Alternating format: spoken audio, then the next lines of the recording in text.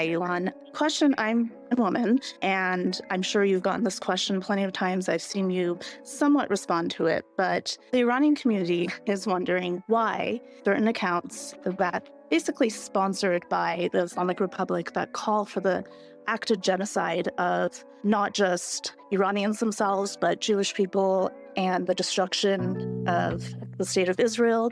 Why are they allowed to be Um, because here's the thing, people in Iran aren't allowed to use Twitter, I'm sorry, X, sorry. So people are not allowed to use this app, but the government itself actively uses it and oppresses people, especially when they cut off the internet when they're doing executions. So we're just wondering, what would it take to remove these accounts from this platform? any accounts which call for, unequivocally call for violence or death, which is obviously illegal, are supposed to be suspended. So if they're not being suspended, that's an oversight. Now, we do have what we call a sort of a UN exemption, which is that if it's a recognized government, let's say the Ayatollah, who is able to say these things at the UN, then we do allow them on the platform for the same reason that we sort of have generally agreed that it's better to have the UN than not to have the UN, although some may disagree with me on that. Because sometimes you want to sort of understand what is their real position. If people are uncertain as to whether, say, Iran wants the annihilation of Israel, well, you can just go look at the Ayatollah's